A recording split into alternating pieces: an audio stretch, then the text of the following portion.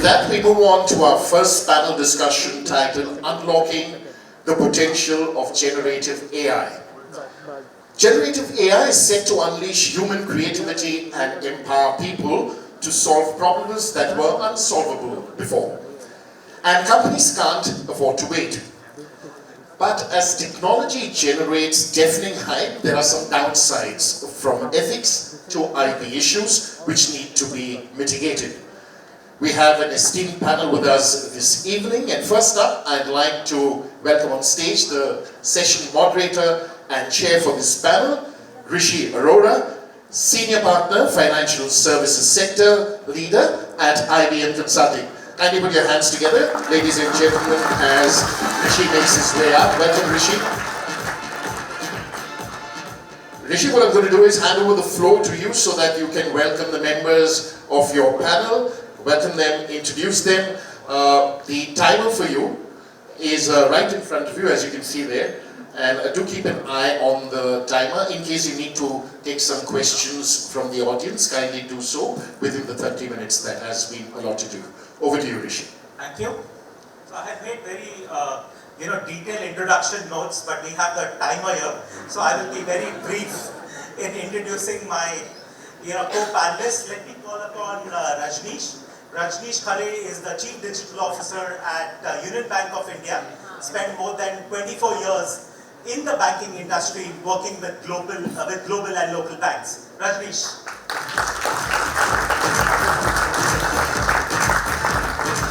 Let me welcome Sumit. Sumit is the Chief Transformation Officer at Mind Labs. He has spent more than 25 years in the payments and the commerce industry. Sumit, great to have you. Biswajit, Biswajit is the Chief Digital Officer at Raymond's. He spent over 22 years building data and analytical platforms. And Akshat is with AWS. He leads the enterprise business for AWS and has played a key role in transforming our client outcomes.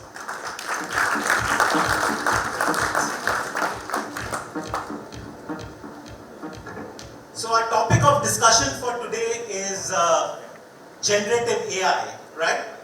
We know that AI is playing a role in our daily lives, right? We have been using AI for long. But last few months, there is this buzz around AI. What is really, generative AI? We all understand the use cases. We all understand the applicability of AI. I want to start by, asking you, Sumit, first. There are, countless applications of AI, right? Enterprise, department, right? So, as a leader of your business, how do you really identify, what are the imperatives which you would want to follow? What are the projects which you want to take on, right? Let's hear it from you. Thank you. No, absolutely. I think generative AI is the next big buzzwords, and as we've been talking about different languages which makes coding easy, and I was reading that English these days is the most powerful language, because if you can write a nice prompt, you can get the best outcomes. So for us, I think it's never about use of the latest technology. It's always about relevance, and relevance could be different on whether you're talking about any back office activity which is not visible to the customer, or there is technology and interface which is going to be connect and which is going to have some kind of linkages with the customer as well. So I'll give you a couple of examples. There is a lot of RPA works that we do behind the scenes on our email scrubs, the bots that run all the emails and stuff, and we were almost at 35% usage, and we felt that it's very good. And lo and behold, generative AI came across, and we actually layered it so that the ability to get the content and the intent from those emails was super fabulous, and we were able to increase the response rates to almost 90%, not only talking about multiple languages in which those emails will come through, but also Hindi written in English script. And the generative AI layer can actually transform that particular piece as well. And the other piece is on the collections, wherein very often we've spoken about collection calls going across with P2P, and we've recently done a proof of concept, wherein it's a conversational language, there is context switching and there is language switching as well. So if there's a gentle reminder that's going to a customer to pay up for the monthly bill, and the customer is moving from English to Marathi to Hindi, the bot actually transforms, and I think so. It's horses for courses, really. Very interesting, Sumit. You spoke about relevance, right?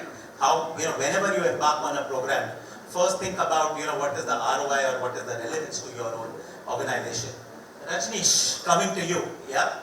You have worked with banks across, right? So when you embark on these AI programs, yeah, what is the thinking behind that? Well, I mean, there are such highly skilled and talented people out here that I will not get into the technology part of it. But there was a saying, that all work and no play makes Jack a dull boy. I guess this is where ChatGPT is coming.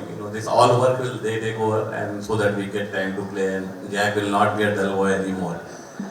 So from that perspective, I believe that the golden age of AI has actually just begun. We started from a computer vision, we moved on to NLP, we moved on to AI, we went into advanced ML models.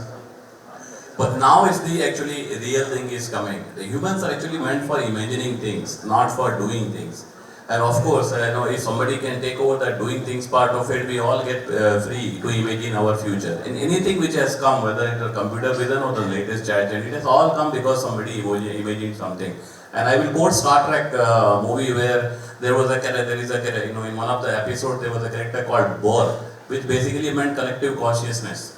They will assimilate anybody they will meet and touch. So ultimately they operated as a collective consciousness. So this is where ChatGPT is going to bring a revolution, that 7 billion people have created more than 1 trillion parameters, and ChatGPT is going to make use of that. It becomes collective conscious of 7 billion people on this planet who have learned, who have written, and who have interacted. Everything is going to get captured by them with the advancement in the computation technology, and that is where the real thing will actually come in. We all, at least ChatGPT will make us the one world we always imagine. In terms of BFSI industry, it is a little new for us at this point of time, and we are looking, if we have to look at ChatGPT, we will look at it from 3 parameters. Value considerations, what exactly the ChatGPT is going to bring to us. The second thing is obviously for us, because of the short of the talent at this point of time in this space, feasibility will become very important for us, and ultimately it has to be aligned with the business outcomes. So the feasibility, the business outcomes, and the value consideration, these become the 3 important factors for us, and we will actually examine each and every application ChatGPT can do under these 3 parameters, and would like to make sure that we know the impact, we know what it can generate, and then only we will progress on that. So for us it will be a little wait and watch journey at this point to start with, but I am very, very sure that, like I said earlier, the golden age has just begun. So the commonality is, you also spoke about outcomes. Well, I also hope that all of us, as AI kind of advances, all of us have more time to play. Moving forward, right, Biswa, you have spent a lot of time, in the data space, right? And data is at the heart of AI, right? So when you think of AI programs for your organization, right, or your industry, how do you go about it? Yeah. First of all, good evening, gentlemen and ladies. So, data, whether it is an oil, many people say it's an oil, somebody say now today you said it's a heart. So good that it's a heart. Let me start with what Kamal said in the beginning. I was just listening that there are 5 elements you talked about. All 5 are absolutely jailed with each other only through data. Now coming to a company, Raymond, is a very young company of 100 years old, and whereas now if I can see in this room also, there are many people of multiple different attires, right? So fashion, design, cloth, style, it all plays a significant role in all of our life, right?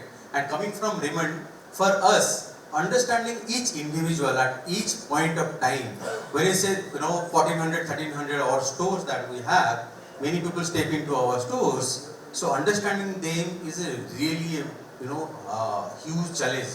Whether you put some ERP system, any system that you would like to put, but understanding those data are really critical.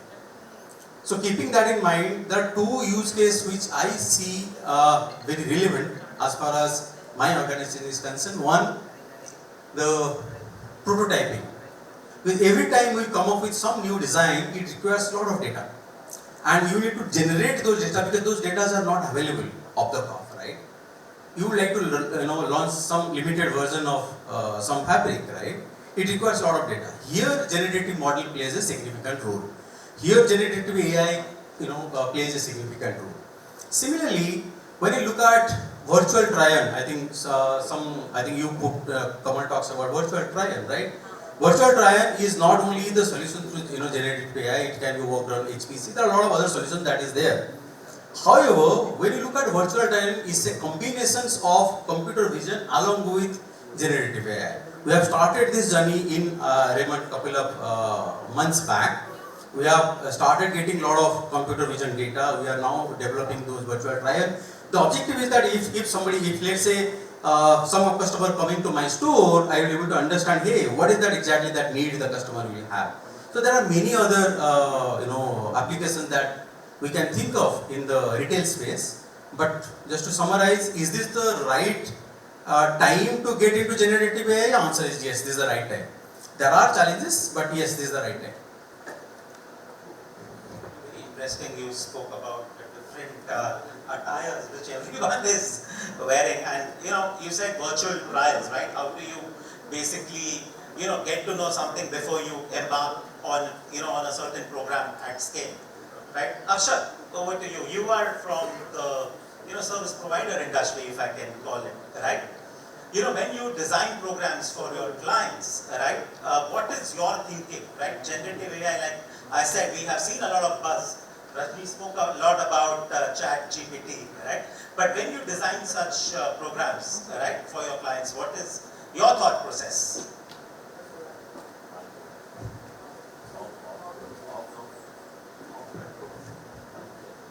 Thanks, Rishi. So a few things that we keep in mind, right? So firstly, I agree with what Rajni said.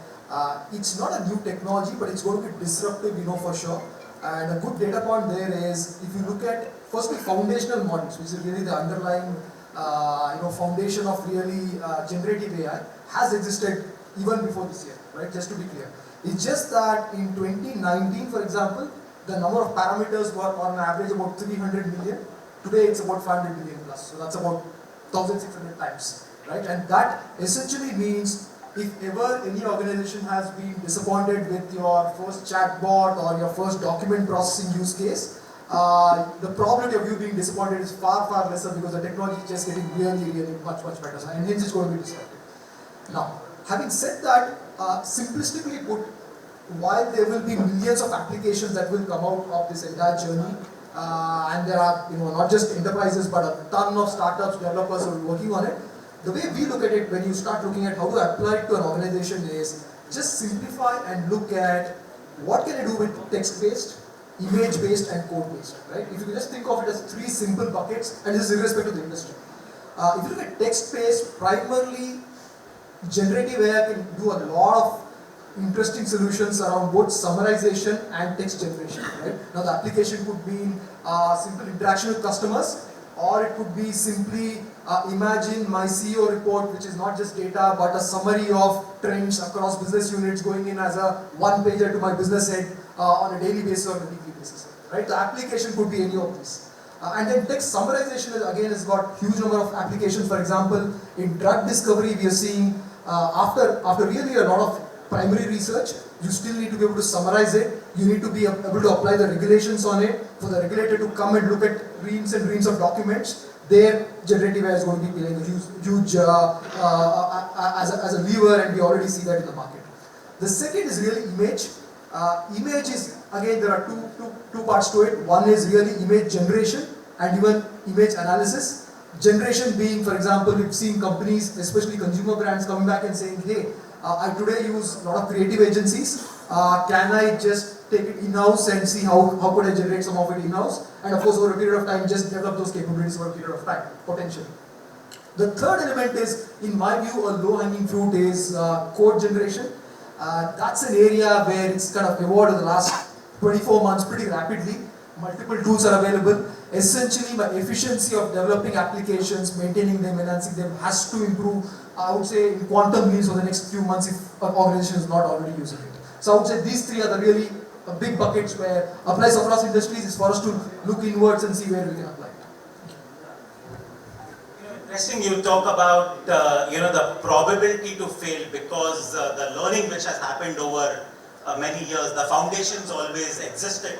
But if it was very few parameters, it is thousands of parameters now, and self-learning models the probability to succeed is much higher. I would also extend the text base and image base to what we are seeing in the industry is voice, right? How do you talking is more more natural than texting, right? So voice-based models which are coming up, right? So if I now I think the relevance of AI or the emergence of generative AI, I think all of us agree upon. But what about the challenges, right? Different ways of doing business. So Sumit, if I can ask you, right, what are the challenges and risks basically? Kamal spoke about the ethical part of business as well, right?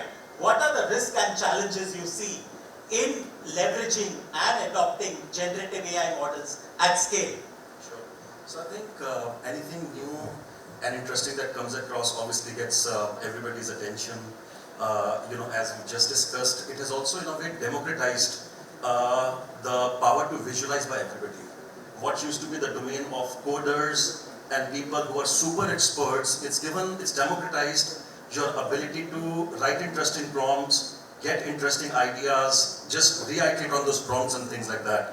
And as it says that, right, with great power also comes great responsibility. And hence it's equally important that the use cases which are being spoken about, I'm speaking for, representing a fintech, we deal in financial money movement and others. So anything and everything that we do, there are two aspects which are very important. The first aspect is that we're dealing in financial information. So the ability to have very predictable, robust outcomes, financially numbers, reportings are very crisp, right? The margin of error there is practically next to nil. We cannot caveat an account statement by indicating it's a chat GPT generated statement, so please bear with us. I can't do that. The second piece is also about the personal information that happens across a fintech. A bank typically could have card information, PII data, acquiring information and things like that. So the use cases also need to be very well constructed and developed, that these aspects are very well taken care of. So these are the two risks which are very, very visible to us. I would not even call it risks. I would call it these are positions of responsibility more than anything else. The excitement is so much that we don't want to overwhelm that by calling these as risks. The other piece continues to remain, which I think one of the point also got spoken about was for cyber security. It is about data privacy. I think these are very important points as we expand the domain of leverage of all the aggregated data, right? Where does original IP commences and where the lines blur around those IPs, right? That could be another pieces. These are some of the pieces that we've been very, very conscious as we have taken steps in using this technology. Yes, we spoke about privacy and we spoke about personalization, right? You just mentioned about cyber security. We are embarking on programs, for adaptive authentication. How do you really balance, the experience with the security piece? Can generative AI actually play a role in that, right? And interesting, you use the word democratization and responsibility, right?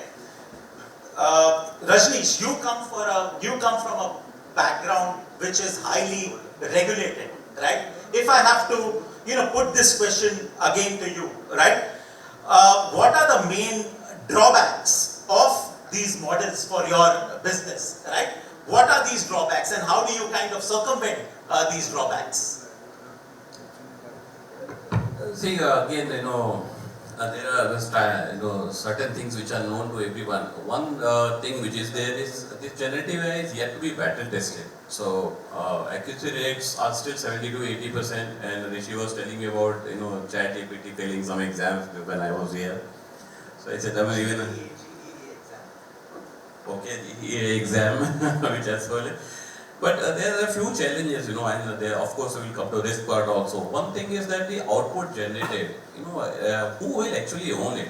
The guy who designed the ChatGPT engine from which you got the answer, or the person who posed a creative question to ChatGPT? In our case, we are heavily regulated, so the copyright will come into a picture for sure. The second thing is that bias.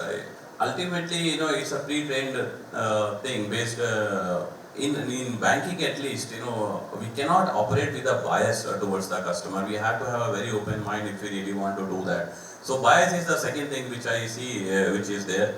The third thing, which is most of the customers, when they rely on bankers because they're trusting them with their life. If I can qualify money as life. So they are going by our experience, they are going by our judgment, they are going by our ability to be able to understand your needs and advise you properly. Will a pre-trained transformer, if it is having a bias, can it end up giving you a wrong advice if I use it too heavily? So they still rely on our judgment, and I'm not very sure at this point of time how much of a judgment will come out of generative AI, which will be completely unbiased. Yes, humans are also biased, but at the same time we are trying to take care of the customer. While in security, of course, if we have to really make use of that in banking, we have huge amount of data, and that huge amount of data has to be given to it to learn. Given that we are again heavily regulated, we will be able to share all data with whatever ChatGPT models we deploy. That's again a risk. But the biggest risk of all will come from this, and I will again simplify it. You raise a child, you train him or her in ethics, values, this and that. But how much courage do you really have to let him or her go and play and create his or her own world? In this chat GPT thing, we are training, but are we ready at this point of time to let it govern our world? That's the biggest risk which I see, and that is something which gets quite common to all. So at this point, I'm not very sure whether we will let our child go out there and exercise rights to shape our destiny at the same time. And somebody said, earlier that we shape the tools, and now we have reached the stage where the tools may end up shaping us. Are we ready? Interesting answer coming in from an industry which is highly regulated. I think good point around who is actually owning the outcome, right? When we talk about AI, a set of rules and algorithms exist, and how can these actually help us in our business, help us predict the best possible outcome? And I purposely use the word best possible outcome. Coming back to you, Biswa, if I can put a similar question, right? The main drawbacks, of generative AI models. What do you see them in your industry? Yeah, so I just heard about what Sumit and Rajnish talked about. The generative AI, the generative model, by design these models technically is actually a generator and decoder, right? So the model itself will give you the data which isn't in a particular pattern. So and that model will not able to interpret when you will put a lot of dimensions to this. So that's a inherited property of that particular model. So while looking at this technical part of it, in the other side, it requires a lot of change management. It requires a lot of data adoptions. It requires a lot of ownership, because while you are creating like segmentation, we can do it in an Excel set of pivot, right? But the same thing can be done on a K-means clustering, can be in a DB scan, can be multiple clusterings can be done. But somebody has to own that content. Somebody has to own that image. It's a good image generator. It's a good text generator. But who is owning that? So I cannot just throw out a lot of data to generate a person and keep on sending him without even validating the image and the content. Because every algorithm, irrespective of any algorithm that you put in the data frame, all algorithm has some kind of bias, some kind of drawbacks, which we need to quantify and see that how we can effectively use. It's not about risk, it's not about disadvantage. It's about how smartly you are utilizing the technology for taking out some benefit out of it. That is what I look at as a data guy. Okay, you spoke about the dimensions, right? And how many dimensions, the input what you kind of put in, the patterns which you will get is a function of the input which you put in. To you, Akshat, when you are designing solutions, right? When you are thinking of the applications of generative AI, right? And you kind of work cross industry, right? So what are the risks that you foresee and how do you circumvent that? Yeah, Rishi. So before going to what we do, I think as an industry overall, one of the aspects that's yet not clear is a lot of these foundational models are really trained on internet scale data. Now, the IP rights of those internet scale data is pretty much a question mark at this point in time. And what we see is different countries coming up with regulations. For example, recently we saw Japan come back with a regulation saying, they're creating a regulation which says any data that's used to train these models does not mean you're infringing on IP, which is very interesting. And some countries might take a different position on this. But going to organizations, the two key elements that we believe an organization needs to keep in mind when you start using generative AI is firstly the data that you are going to be providing, which is the enterprise data. While it's used on the foundational model, you do not want it to be enhancing that model and then it's going to be used by other organizations, right? Which means because it's your data, it's really your IP. So you want to be able to protect that, which means if you are running generative AI experiments, it needs to be within the realm of the model being yours and the output of that not being enriching other organizations. That's point number one, which is data, which is your own data. The second element is increasingly the IP of an organization is going to be the amount of customization that you could do on a foundational model. Which means today I might build a great customer experience and the customer experience continues to get better, say assume over the next 2 years. I have customized it, it's my bank's model. I don't want to be able to have that be given to every other bank because it's my IP. And today it's possible for you to be able to restrict that, but you've got to take care of it instead of using a general public API, for example. The third element that we see playing extremely critical here is sheer skills in organizations. Generative AI today is not about really spending $1 million and trying a big bang experiment, but how do I run 20 experiments, 10 experiments within an enterprise so that out of that 2 will succeed, 18 will fail, and that's perfectly fine. But how to enable that within my organization with my data is really the challenge that we see organizations trying to solve, and we're trying to solve that as well. Thank you. Big point is around IP, right? What is right and what is wrong? What data can you really use to build these models? I think we are, as we come to the end of the session, my co-panelists, we have done very, very well on time. If I can just summarize, I think there is no doubt about the applicability of generative AI, and there is absolutely no doubt that as we move along, generative AI is going to only advance. The aspects which we need to take care of, and we discussed this, there has to be relevance, there has to be a return of investment. Generative AI, yes, there is democratization, but with that comes a large amount of responsibility. Yes, data is at the heart of it, but how do we manage IP? How do we benefit our organizations, be on the right side of regulations? With that, I would want to thank Sumit, Rajneesh, Biswa and Akshat for this enlightful discussions. Before we end, my co-panelists, I would just want to invite you for a quick photograph. Yeah, thank you.